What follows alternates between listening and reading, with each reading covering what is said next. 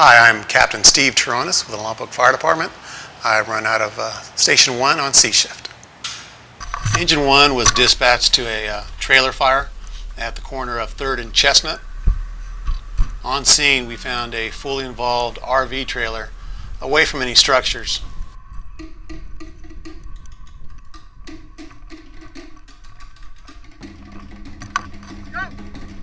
Engine 1 pulled a 1 3/4 attack line.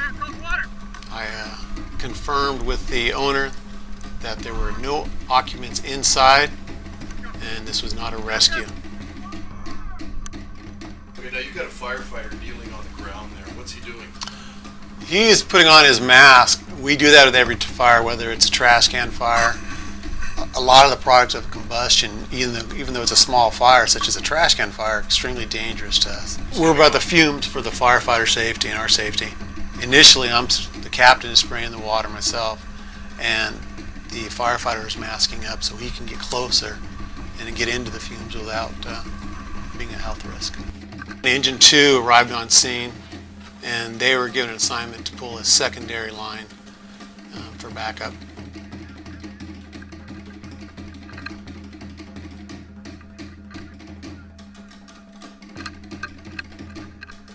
Firefighters pulling the hose off, it seems to be in a certain way. Is that the case? Yeah, it's called a flat load.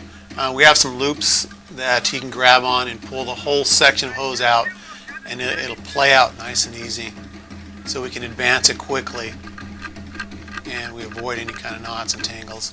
And you can see he deploys it relatively quickly, and we'll have water to that line within seconds.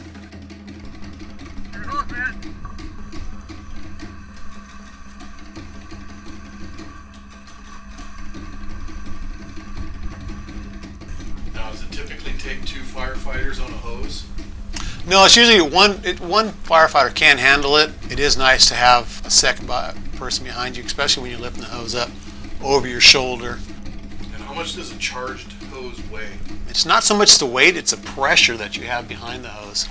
And that all depends on how much pressure the engineer is giving you. If he gives you too much pressure, you could have 2 people on that hose line and it'll lift you off the ground. So it's not so much the weight, it is heavy, but it's the nozzle reaction that's pushing back against the firefighter as he flows water. Okay, typically how many pounds of pressure does an engineer put through the hose? We want 100 pounds of pressure out the nozzle. So we'll lose some because of friction loss because of the length of the hose and the diameter of the hose. So he'll be pumping 150 pounds of pressure at the engine. By the time it gets to the nozzle, hopefully it's 100 pounds, and that's what we're going for. That's where we get the optimal flow. Any more, and you don't get as much water flow. You just have more pressure.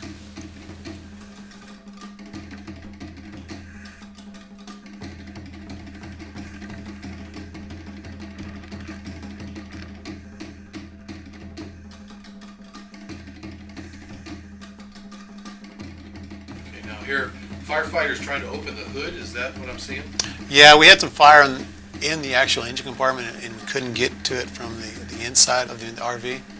So we couldn't get it open, so we just pried it open a little bit so we could have access with our hose streams.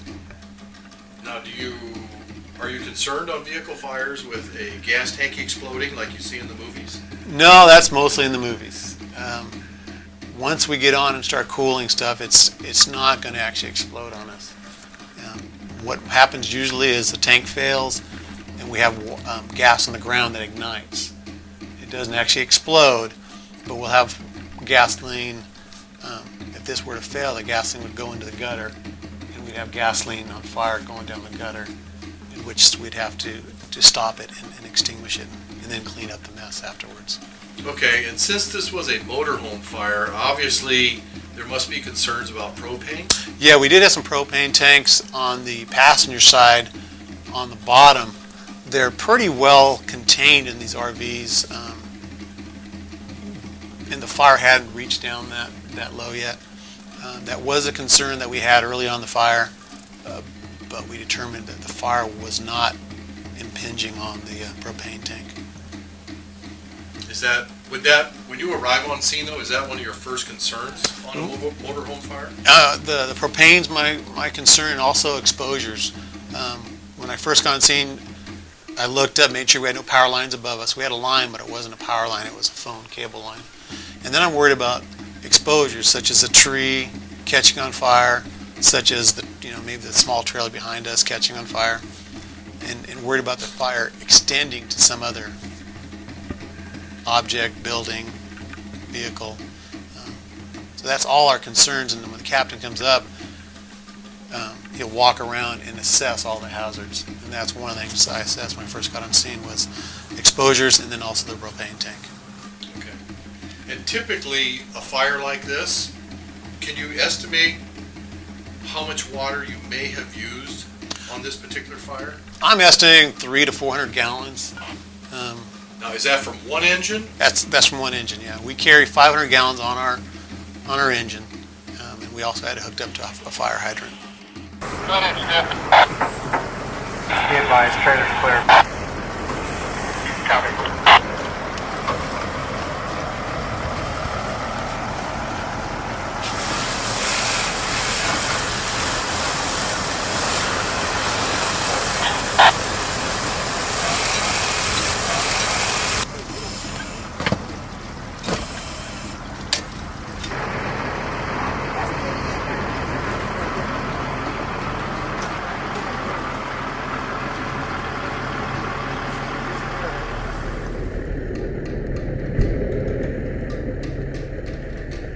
Engine 1 was dispatched to report a smoke detector activation at 900 block of West Chestnut.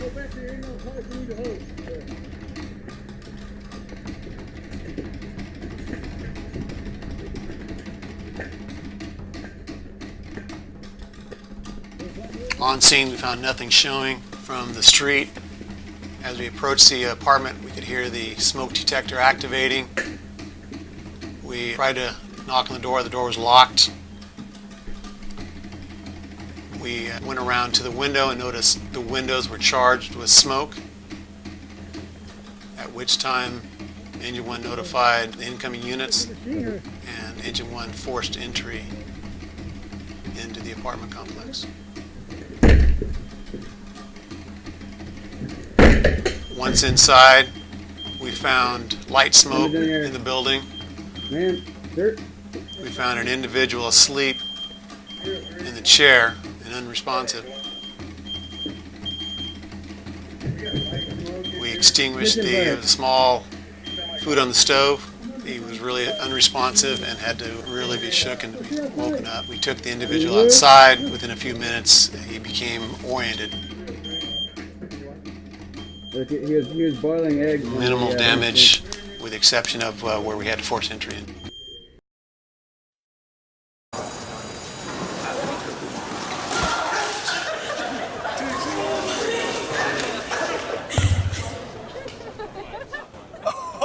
That's low. That's low and blue. Look, he's blushing. Seriously.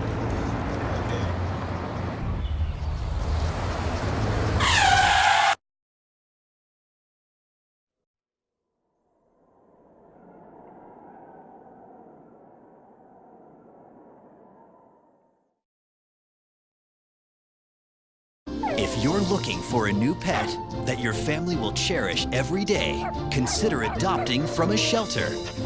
Shelters are the best places to find a new pet. That's where you'll discover healthy, loyal, and loving animals, eager to become a part of your family. A person is the best thing to happen to a shelter pet, so bring home your new buddy today. To find out more, visit theshelterpetproject.org.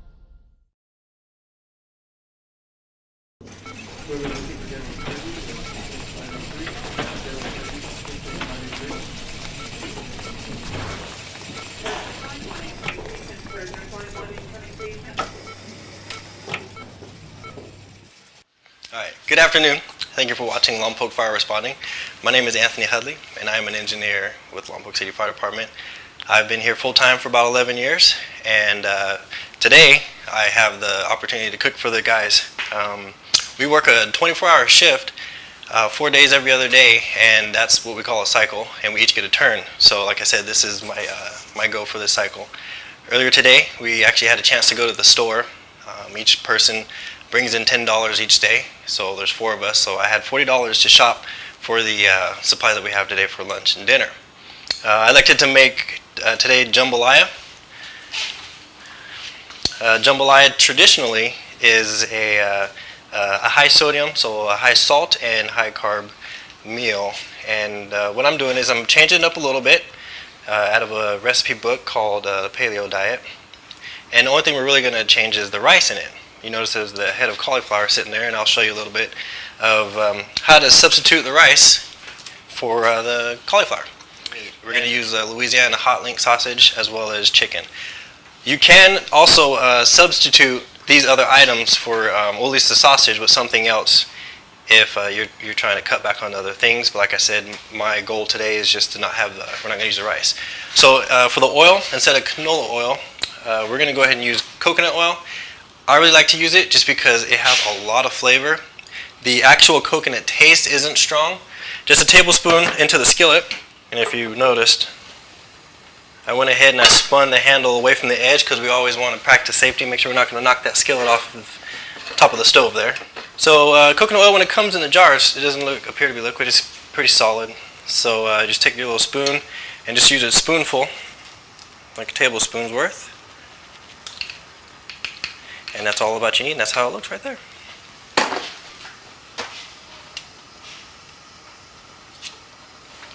Then we still want to add a little Cajun seasoning in there, just to kind of really draw out some flavor, and we'll toss it all in there when we get it in the skillet. Fortunately, my crew, they do like to have things a little spicy, so we don't have to hold back too much. So you'll notice that I'll actually add Tabasco and other kind of chili powders with that.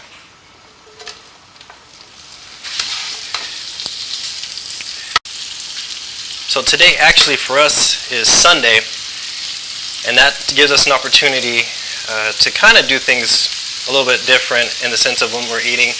Typically during the week we'll do sandwiches, something just really quick just because we have appointments that we have to attend to, inspections, training as always because we do have a large group of newer firefighters, and then also the 911 calls that they still keep coming in. So on the weekends is the time that we get to really dive into our engines, really test out our equipment, make sure it's ready for the calls. And then the firefighters, they really work hard on cleaning the station, make sure everything is just clean. Just make sure that we're not bringing anything from the outside as far as, you know, these hazardous atmospheres that we go and tracking it through the station. So once we're done getting the sausage brown, I'm going to go ahead and brown the chicken. Then that's when I'll go ahead and I'll come to the cauliflower and shred it. I told the crew today that I was going to use this instead of rice, and you know, naturally you get the looks of people when you want to change something that's not traditional. Again, Louisiana, they use rice. The chicken broth I'm using today is low sodium, so like I said, you get the weird looks. But the thing with cauliflower is if you grate it on a cheese grater, it appears just like rice. It'll get the texture like rice. But the nice thing about this is this will absorb, you know, all the flavors that it's going to be cooking in the skillet. I know it's been a while since on Lompoc Fire Responding that we've had a cooking segment. So I know we'll start getting some different ideas out there for all of you at home that you want to try, because we encourage you guys to try these meals so you know how we're eating here at the station. But also too, we had a cookbook come out a couple years ago that had some of our recipes, and you know, we had a lot of feedback from the public, and we'd like to get some more of that back. So for you at home, go ahead and you know, get some ideas, and we'd like to try those at the station. It's easier just to bake things in the oven, and obviously, you know, you can take a little more time with that. But if we're barbecuing, that's when it creates the issue when we do get calls. It's hard enough, obviously, you can tell we can turn the barbecue grill off, temperature goes down and comes back up, and then everybody's complaining because, you know, the meat's either not done enough or it's too dry, and they say you're a horrible cook. So just for me, you know, making some other pasta dishes, you know, chicken burritos, something that you can do in the crock pot, it just makes it a little easier. That way you can guarantee that we're going to eat on time, hopefully, and you know, again, if we do get interrupted while I'm cooking, it can still continue to simmer.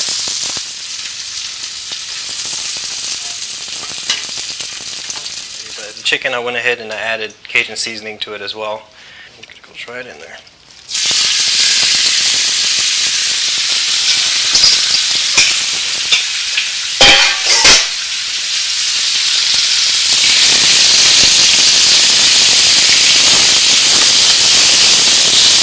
I was still living at home, so I didn't have to cook off that much. So I didn't have a lot of different meals that I could make for the crew. And it's awesome. You know, you get a hard time, but what it does, it makes you learn faster and actually start doing a little more cooking, because they'll let you know really fast if they like what you're making or not.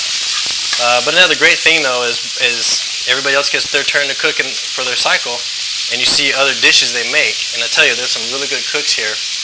And that you can take home to your family and try some new things. Well, actually, you can get to take credit for it, which that's what I do. I go home and take credit for the meal. But it's awesome. It's really good just to see the traditional cooking that everybody does.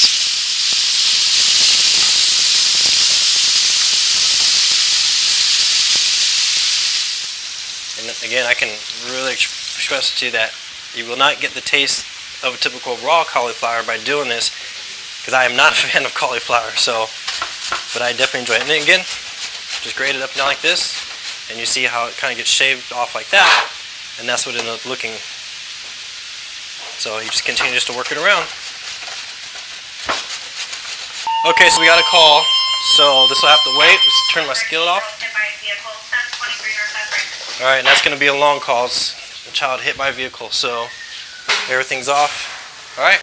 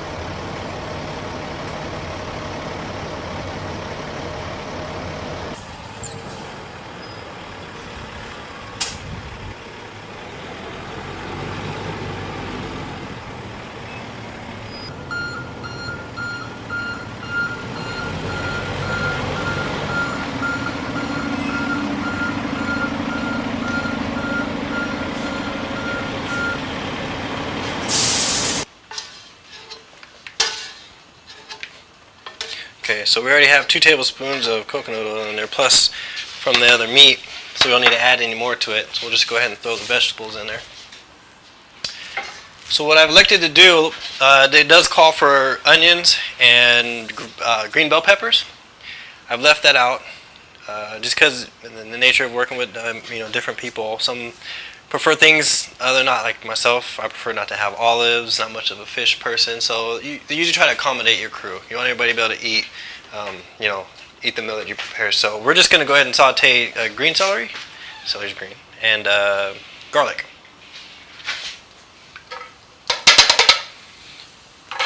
So that is just 3 stalks of celery, and that's a whole clove of garlic. I'm just going to go ahead and let that saute. Crushed red pepper or tomatoes.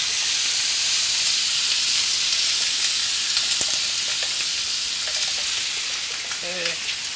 And this should be the red pepper, just about a half a teaspoon there.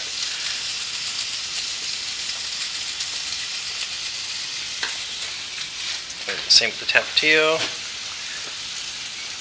You can tell it's going to be a little spicy.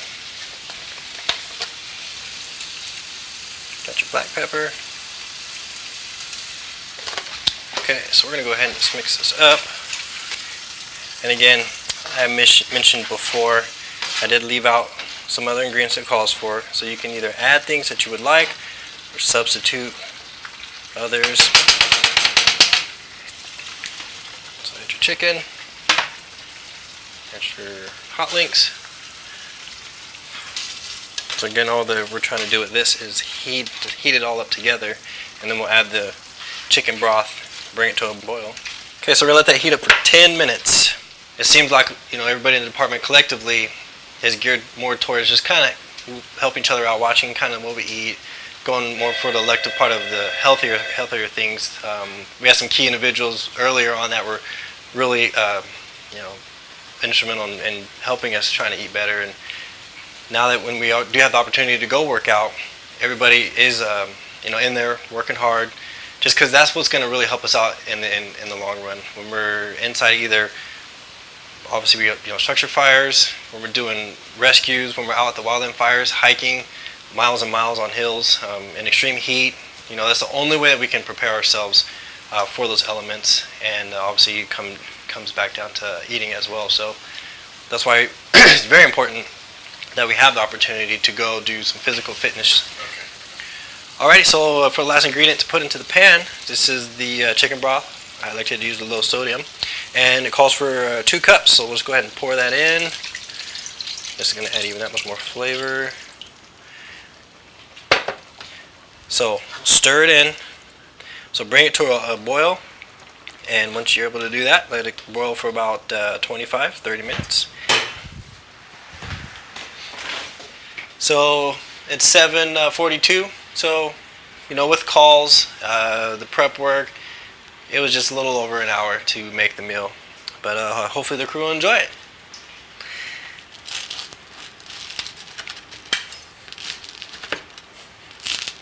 Jambalaya traditionally is served in a bowl.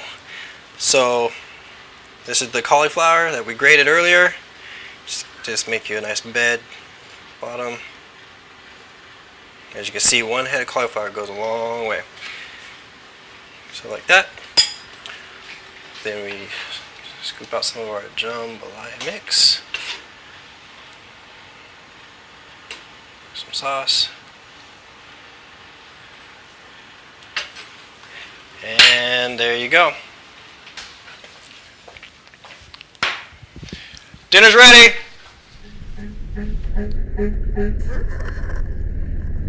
On July 29th, approximately 09:30 in the morning, Engine 1 was dispatched. Automatic aid with Santa Barbara County Fire for a report of a tractor trailer on fire. Engine 1 arrived on scene, found small fire underneath the tractor portion of the truck. Firefighter 1 pulled a hard line and began to extinguish the fire.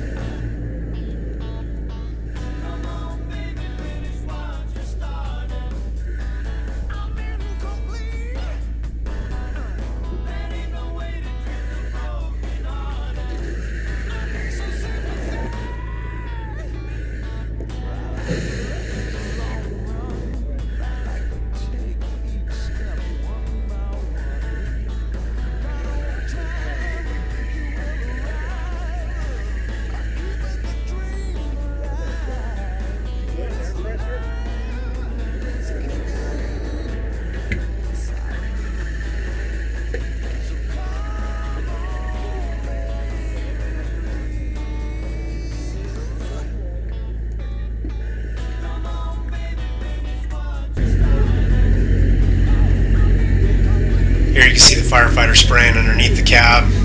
The fire was coming up from underneath. It appeared to be electrical. The fire is still under investigation at this time. No injuries to citizens or firefighters.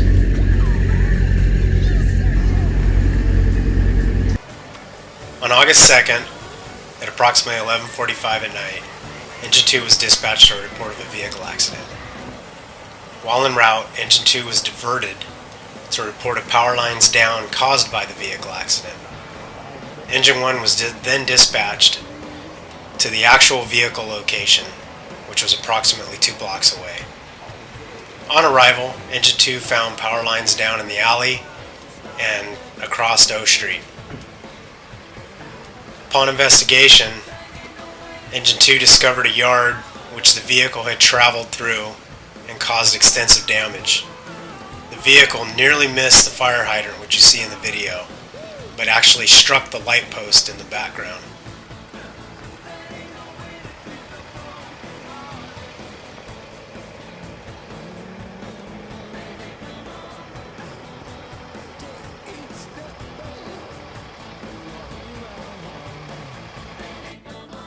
Here's Engine 1's crew with the vehicle that actually caused the damage.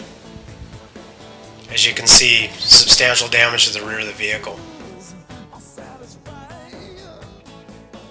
City Electric was called out, and with their quick response, they had the line taken care of.